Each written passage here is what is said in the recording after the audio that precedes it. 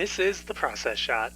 I'm Michael. I'm stuck between two dimensions, and I've seen Chip and Dale Rescue Rangers, a new mystery comedy sort of feature from director Akiva Schaffer. Schaffer?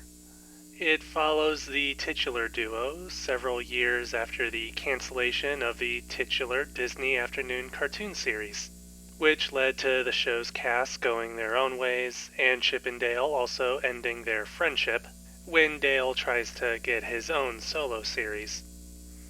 In the present day, he has since tried to recapture and reboot his success, going as far as to get 3D surgery, while Chip has been working a quiet office job as an insurance salesman.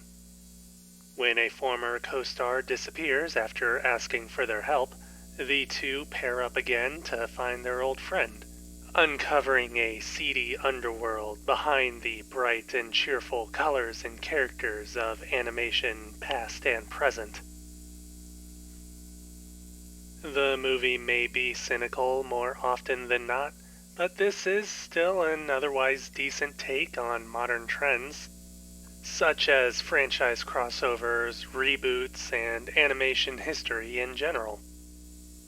There are a lot of references and cameos, not only from Disney characters but other companies, making this movie a sort of modern-day Roger Rabbit, but not as great. Anyways, while it does follow through on a lot of history and research, what we do see from that is generally more for the film's own brand of humor, resulting in the story being one part satire and spoof on that, and one part an actual original mystery narrative. That half of the film, the part that actually has Chip and Dale, ends up being a bit light on substance, relying more on formula and story contrivances than any stronger or smarter developments. There are a few nice character moments and plenty of one-liners and jokes that do hit their mark, but the actual plotting is almost too simplistic. It seems to rush through the mystery aspect, revealing the villain relatively sooner than expected, and going more into search and rescue efforts from there. And sure, that makes sense because they're the Rescue Rangers, but it still feels a bit too quick or compressed. Speaking of which, even though they're based on existing characters, Chip and Dale themselves are more like original characters in their own right, being written as actors portraying the characters from the cartoon. It would at least explain the rather jarring voices of John Mulaney and Andy Samberg coming out of their mouths. It's a bit unsettling at first, but it isn't hard to adjust. The bigger problem is in the performances, not only theirs, but more across the board. While there are those who put effort into their voice work, most of the cast sounds more like they're reading their lines straight from the script. I'm gonna chalk that up more to the actual writing and the rather direct nature of the dialogue.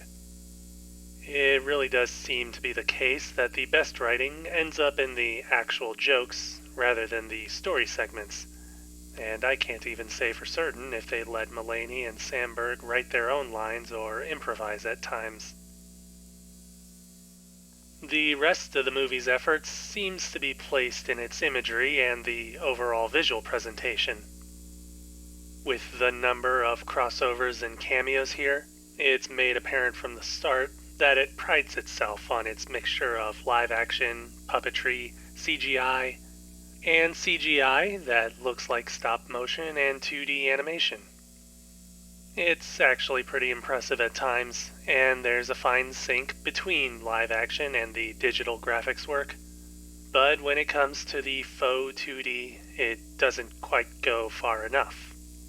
It's kind of like what happened in Tom and Jerry from last year, where there are more times than necessary where you can see the 3D graphics underlying the 2D filters and shading. It doesn't help that there do appear to be actual 2D characters animated in actual 2D, but any characters that do directly interact with Chip and Dale end up becoming 2D and 3D. Again, it's as if they were one or two steps away from true mimicry, then decided to call it a day right there. Either way, the different animation styles and mediums still blend in well, adding to the greater comedy and satire of the story and its settings.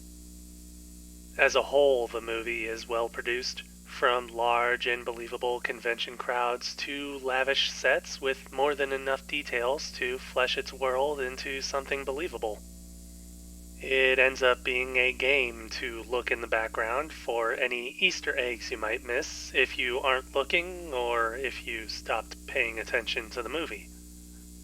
That wouldn't be surprising, since while the general gimmick of skewering and satirizing cartoons, animation, and pop culture makes for a fine concept, it doesn't quite work in its execution. It's not so much because such a story can't work, but because the filmmakers here seem to be torn between telling a good story and rolling out a bunch of jokes, losing a bit from both as they try. It probably would have been better to have leaned into one direction and try to find a balance from there, or at the very least start with someone doing a rewrite of some of the more expository dialogue to make it more natural. But that's just me.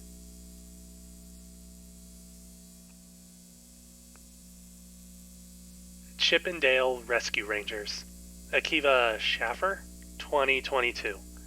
3 stars. I'd say that despite its flaws, it's still a fine movie to watch.